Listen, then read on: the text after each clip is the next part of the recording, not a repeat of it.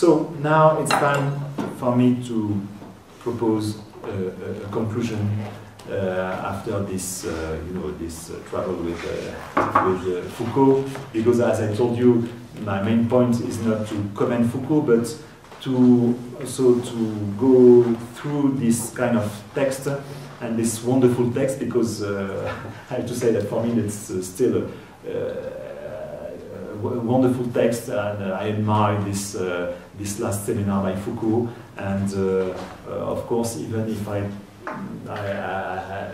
adopt a sort of critical point of view, it was just to question the philosophical discourse, and that's what I will do now with other texts and other philosophers like Blanchot, like Lévinas, like Rousseau, like Kierkegaard, anyway, many, and so on. So, but of course, what was for me very strange to see that in this last seminar by Foucault, it was not just a question of intellectual shift, that we can see in the history of sexuality, but that was really in this last few months of his life, something that happened that completely confused his references to the ancient Greek philosopher, and that's why it was for me very interesting. But I would like to propose you something about the affirmation. What's the meaning of the affirmation, and especially in philosophy, what does it mean to affirm something, to tell something, and to perhaps to also identify oneself with a concept? Because we could do so, we could say that, well, for example, Sartre, freedom, Lévinas, the other, etc., etc. Derrida, deconstruction. So we usually associate, philosopher with an affirmation, a concept, an idea.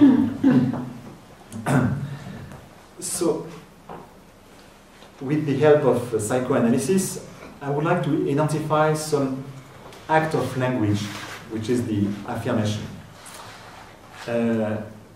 It could be the reversal of what Freud, in a way, not the opposite, but something connected with what Freud called the Verneinung. You know what is the Verneinung? The denial. The denial.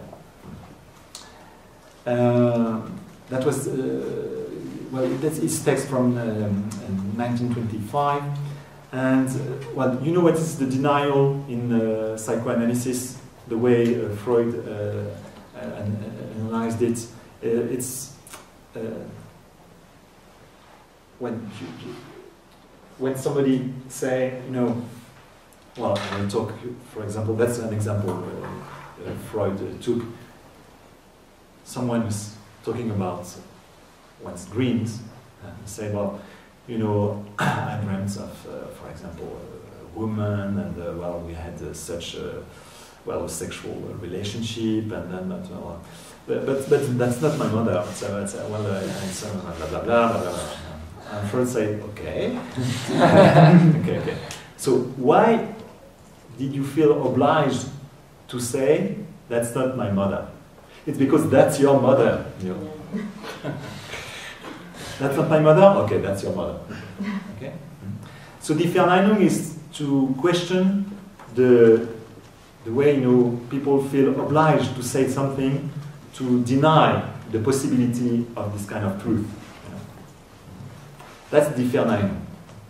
So what Freud said is that, in fact, it's a complex situation because the patient at this moment is suspending the repression while maintaining it. I don't know if it's clear what I said. I want to say, that's not my mother. Repression. But I'm telling you, you could have thought that it's my mother. So, well, you know, I declare it could be my mother, but I repress it. So that means that, well, I brought the figure of my mother in the speech. You know, that's the denial, the Affirmation. You know. Excuse me, is it dénégation in French or négation? En français, in French, we say la dénégation. Yeah. La dénégation. Yeah. Because that's dénier, that's denial. No, that's not my mother. Okay? So, well, I want to talk about my mother by explaining what was my dream. Well, it was like also this anecdote about a woman going to the church for a confession, and she said to the priest, "I have to confess something horrible. You know, I was cheating on my husband. I betray my husband. So that's so bad." Okay, so. 1 week later, she comes back and she said to Christ, "Oh yes, I have to tell you that I betrayed my husband and I had a sexual affair and well, so the priest said, well, it's okay, you did your Ave Maria Pater Noster, so don't feel so guilty. You did what you had to do, and now it's finished. And you told me that it was a long time ago." So she's coming back 1 week later and said, "You know, that's terrible what I did." So the priest said, "Okay, now, you know, it's enough. Please don't talk about that any longer." And she confessed, "That's such a pleasure to remember." So that's kind of you know, contradiction, you know. And so that's, you know, I say it's not my mother. Okay, but in fact I'm talking about my mother anyway, just a bit, you know, to play with this idea that it could be my mother, by repressing this idea. So I would like to analyze not the denial, but the affirmation. This kind of assertion, you know, it is my mother, and that's the truth. So we could also understand that the affirmation could be a denial, but in the form of, and you used, I really appreciate you used this term, even if it was a bit shocking, hysteria, you know. And we could also, even if it's perhaps a bit provocative, especially with Foucault, to think of this last seminar as an hysteria. But, well, you would admit that the last lecture by Randy Pausch was a kind of very nice, of course, very, you know, very good hysteria, you know. This way of showing off, you know, making fun of him and making the audience laughing, and well, this really good entertainment, you know. But well, it's kind of hysteria. So we could think that also hysteria is not necessarily a body acting like that, you know. But there are so many kinds of hysteria, you know. When if I'm telling to you, you know, I want to tell you the story of my family. I want to tell you the truth of I want to talk about my trauma. It could be just between you and me, but anyway, that's the kind of hysteria. Because I don't know if you want to listen to my stuff, you know, and perhaps it's for you. You have nothing to do with my own story. So there are some, you know, there are loudly hysteria and small hysteria. But because what is the definition of hysteria. It's not just the fact that you could act in a very strange manner, in a very demonstrative manner. In fact, hysteria, it's the way you prevent the other from coming in your field. I'm trying to explain that better. You prevent the other to see you as you are by exhibit something of you. You show off. You show off. You want to display many things, and in fact, the function of this exhibition is to build a sort of wall, a screen, you know. Look, you see blah blah blah blah blah. You see I'm talking about me. Well, that's what I am. That's what I did. You know, that's terrible. Blah blah blah. So okay, okay, I have nothing to say because you told me everything. Okay, so no question. Okay, well, you know, some people, well, perhaps you have some friends like that. You know that they're talking a lot. So you don't know how to react to this constant this interminable speech, you know, but you can understand that also that's not really the fact that he or she wants to tell you something, but that's the opposite. You can't tell you can't give any opinion. You can't tell him or her anything. Because that's, in fact, the process, the function, the way, you know, hysteria works.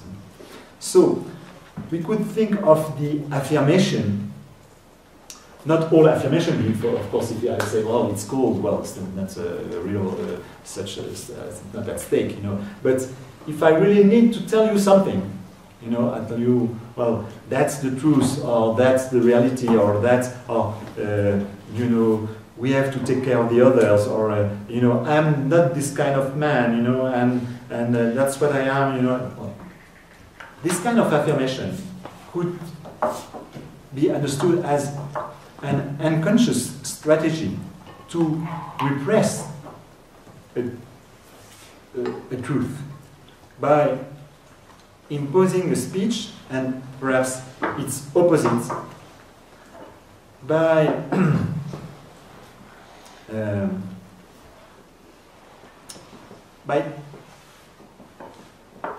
putting the other in the situation of a witness of my speech. Not really an interlocutor, but just a witness. And also to put the other, to place the other in the situation of checking the impossibility of saying the truth. So, thanks to the other, I can build sort of, yes, protection to hide the truth. Freud, regarding the Differmeinung, say that the opposite of Differmeinung is the affirmation. And he proposed a sort of alternative between the affirmation and the negation. He said that the affirmation is on the side of eros, of love, of libido, of we would say in Nietzschean term, of the power, the instinct, the drive. But the denial, the negation, is the impulse of destruction, of repression, of death. But I would say that affirmation could also be on the side of the destruction, or at least on the side of the repression, but with also different means. As the art of the, displaying some mask. You remember that for Nietzsche, when he talked about the truth and his critique of metaphysic conception, he said, in fact, well, what is the world? The world is not what it is in terms of, well, that's the natural world, and we could, thanks to the science, we could understand exactly what is the world. No. But he said, the world is a sedimentation, a superimposition of mask. Behind the mask, because of course that's the symbolization of the metaphysical discourse. Behind the appearance, you have to find the truth. Okay, so get rid of the appearance, the simulacra, well, that's the Socratic interpretation of the cave. But Nietzsche said that behind the mask, there is another mask. Always. You could get rid of the mask, you will find constantly another mask. So that means that there is no definitive truth.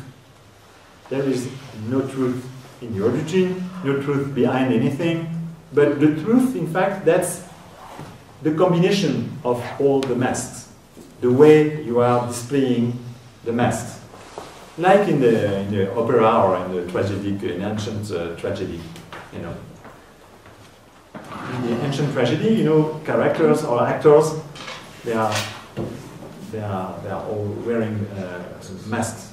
Okay, so life is a composition, an artistic composition of masks, and all the arts and even philosophy. That's why we have to give credit to philosophy as an art. Yeah. Some are good arts, the other, well, but well, and you can think of Hegelian system, Platonic system, Leibniz system as an architecture, or if you are listening to them as scores, as music, well, it's an opera. Yeah. Just masks. So the affirmation could function also like the art of masks. It's not a denial.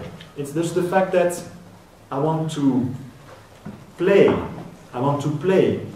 with something. It could be the truth, or one truth, something that I feel, something that that belongs to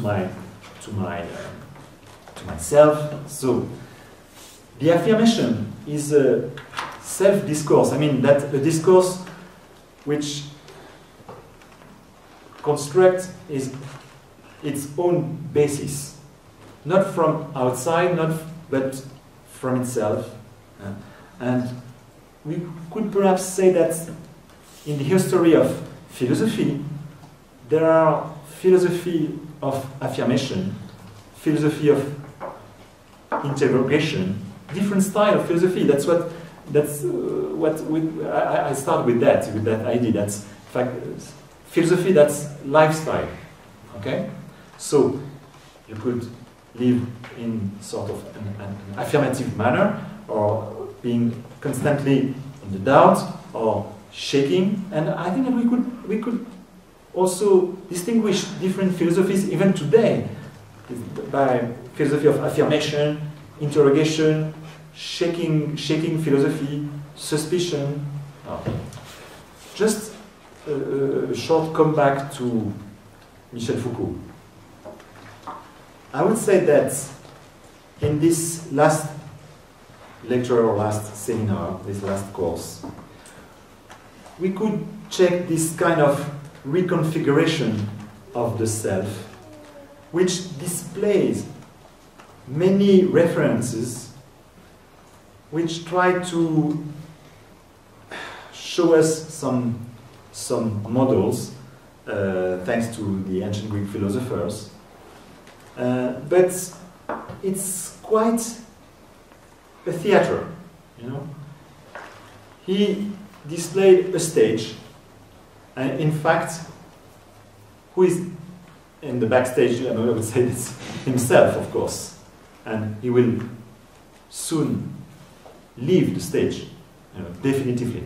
Okay, but for this kind of, that's like in the Théâtre No, the Japanese theater,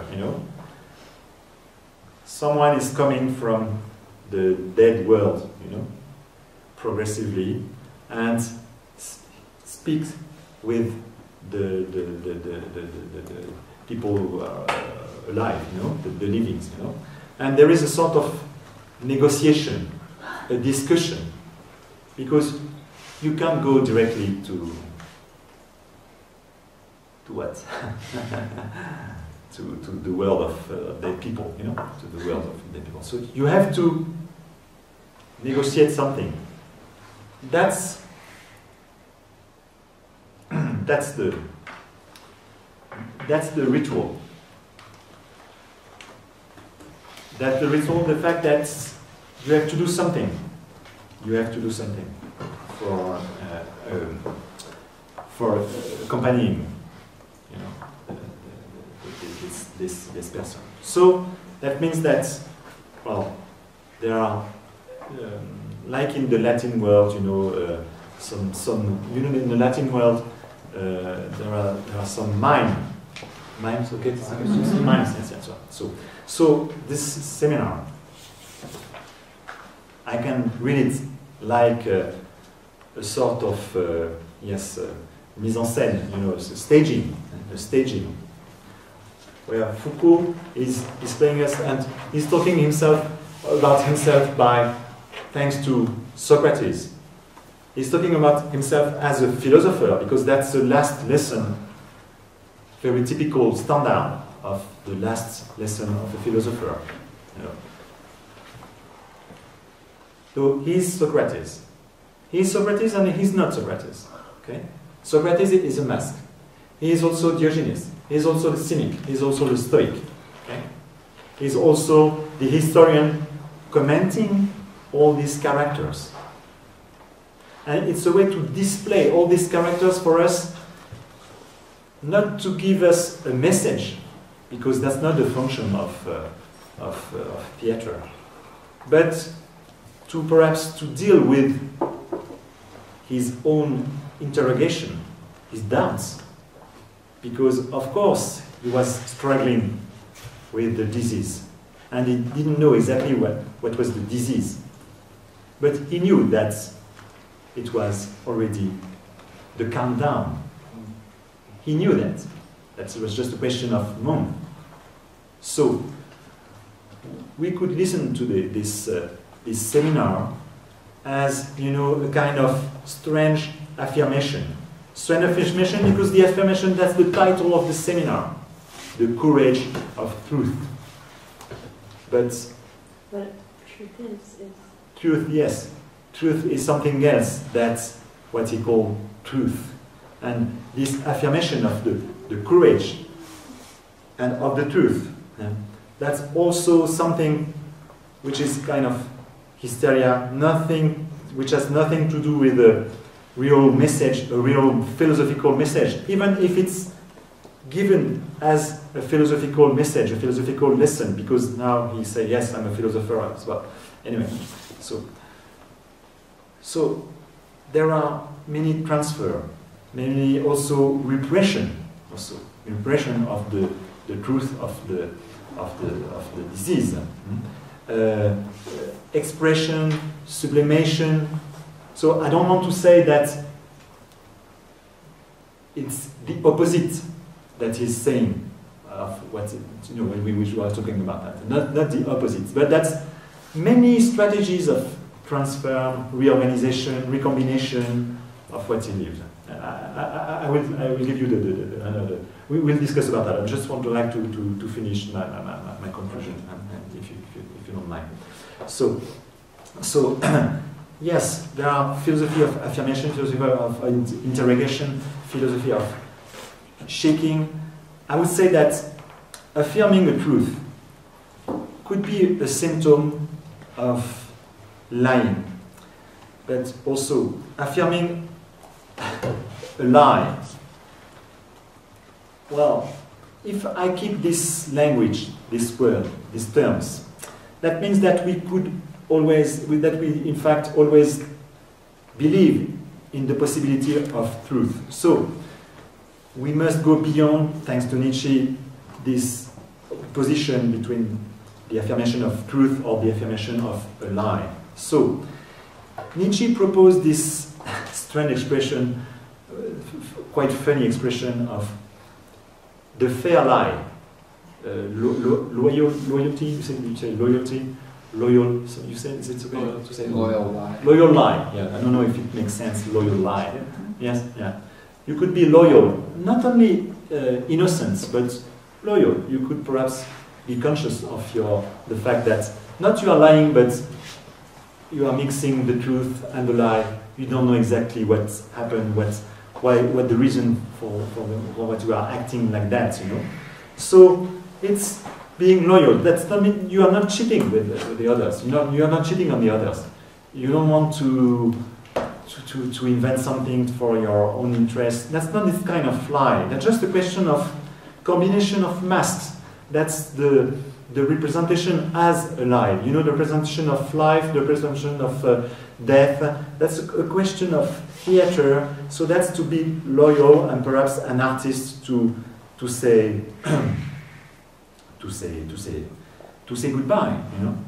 So that's the way to assume the uncertainty of life, of truth.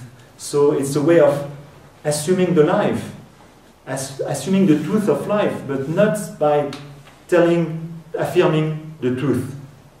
So, just to last word, I think that, coming back to what I said earlier, perhaps we have to keep vigilant with the others and oneself regarding the question of affirmation. We have always to be suspicious regarding any affirmation, regarding anyone who would say, to be frank, to be honest, I'll tell you the truth, that's the truth, I want all of us to tell the truth, put the truth on the table. Yeah. But, of course, it's not to dismiss this desire for truth. I didn't want to dismiss the desire for truth, even if I used of provocative sentence by Freud, by Nietzsche, against this will to truth, desire for truth. Of course, we have to deconstruct this desire for truth, because that's the history of philosophy, the desire for truth. But finally, I don't want to dismiss this desire. It's a legitimate desire for truth, but just to question, to understand where does it come from, and also to be aware that there is some screens, some masks in this desire, and that's also the way sublimation functions, works. It's always like in the dreams, you know. There are metonymy, metaphors, symbols, displacement, constantly. Yeah? So that's the way it works.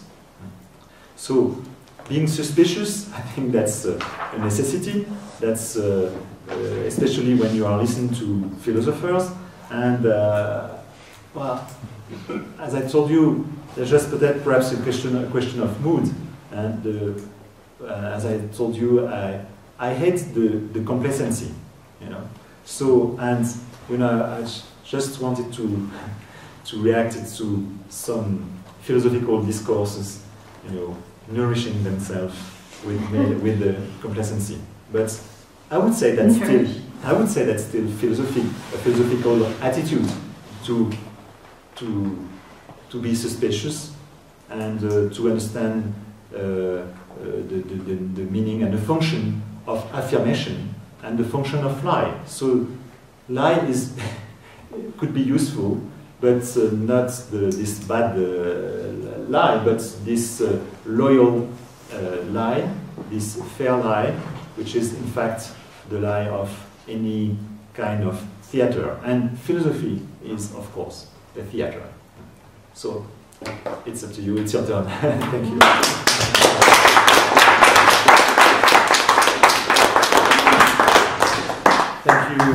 Thank you for your help also. It was not so easy for me today. And also I would like to discuss with you about that.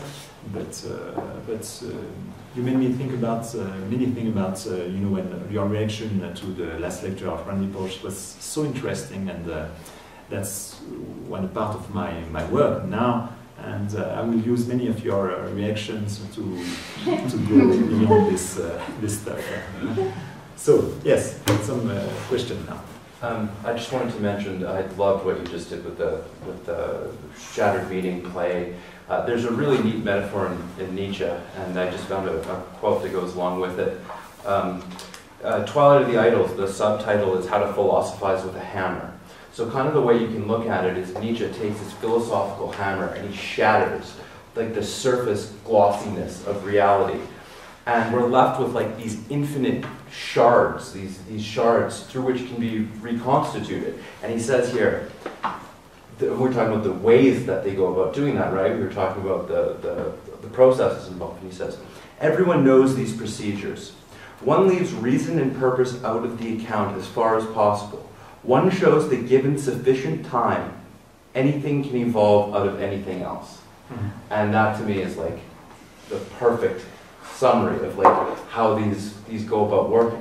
And this is culture itself. This is the process of what language and culture does. Yeah, it's the reconstitution of these shards of meaning. Sure. May I add something about the hammer? That's something I proposed in my book about music and Nietzsche. The fact that we are always thinking of the hammer as an aggressive instrument, you know? The hammer is used to destroy the idols, you know? And of course you have to destroy the idols, but also the pedestal and blah, blah, blah. And we have also many philosophers referring to Nietzsche, like, I don't know if you, perhaps you know this fashion philosopher in France, Michel Onfray, said, well, I will destroy Freud, I will destroy. And I propose this meaning of the hammer. You know, Nietzsche was a piano player, you know?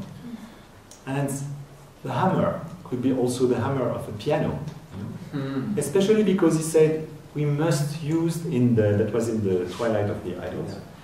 We must use of the hammer as a diapason. As a diapason. Diapason, this musical instrument. You know the diapason? Tuning fork. Oh, tuning fork. Tuning fork, yes. So, hammer as a tuning fork. So that means that regarding all philosophical system, don't destroy them with a hammer, but you just have to get the pitch. Pitch, yes. Knock this system. Things to ring. And yes, to ring. And you can hear if it's a good sound or no, if it's harmonious or not. That could be a less aggressive meaning of the hammer. The philosopher with the hammer could be also this hammer, this musical hammer, to make philosophical system tuning, making their singular songs. That's awesome. That's really cool. It's refreshing. Sorry? Because it's refreshing because so many, especially in our culture, there's so many aggressive references, and it's really lovely to kind of, especially in this discussion, take a step back and look at it from that perspective. Well, that's kind of a nice image, you know, the resonancing of all the masks, Sure. right? Sure. That, like, maybe truth for the man behind the curtain is setting the masks up in a way that they start ringing. And that may, you know, ring for me, may ring for you, but may not ring for someone else. Yeah. It's, and especially as this especially is this affirmation of life, that at the end, like, what else is there but to, you know, present this variety. In fact, I think your example is much better than mine, because they're both generative. Like, the point that I was trying to make is the hammer is generative, but you did what Hamlin pointed out. Yours is a more strategic use of the metaphor of the hammer, right? Just like Nietzsche you won't go with the opposites. Oh, no, sorry. It's not about the opposites. It's about using one to affect the other. And that's what the hammer, your tuning fork does instead of the hammer. Mm-hmm. It's like a perfect, it's like using the form that Nietzsche uses in the aphorisms, in the metaphor of the tuning fork. That's really neat. Any question, any comments? Any opposition? Any hammer? Could you go back to hysteria for a moment? Yes. Because we covered that, sorry.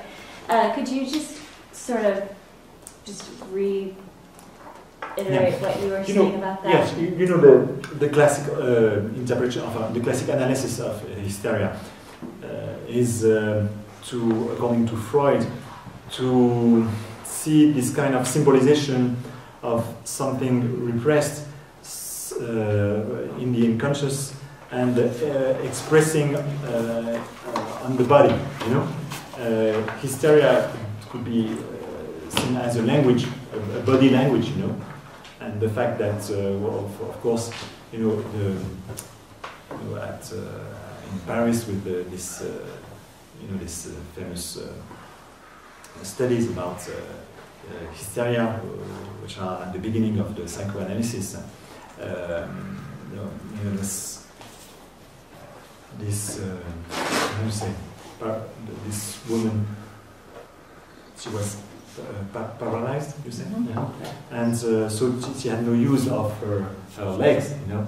And the common theory about hysteria was, oh, that's really feminine. Of course, hysteria comes from uterus, you know, it's the etymology of hysteria.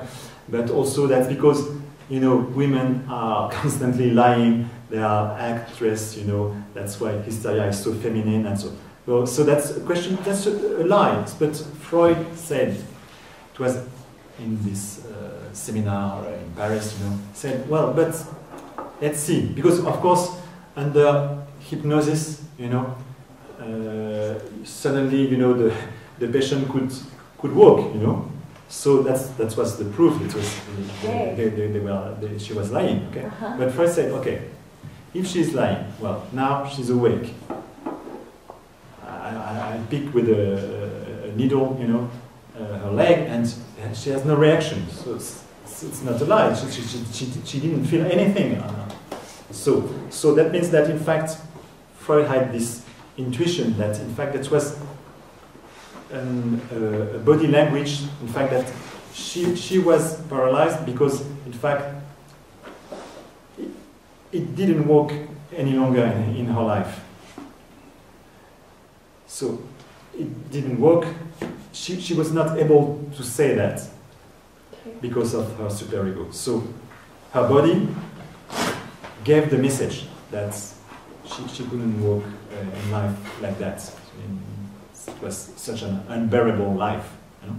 So hysteria has been understood first as this kind of body language, the unconscious manifesting itself by some strange attitude. And hysteria that's not just the fact of you know, moving a lot. You know, that could be just also to be paralyzed. That's hysteria. But well, hysteria in the discourse could be, in a more complicated sense, be understood as a sort of protection, you know. And this hysteria in the language, the fact that talking so much, too much, and talking without accepting that the other would answer, you know, that's a way of, you know, putting a screen, you know, and that would be a sort of self-defense. Mm-hmm. You know?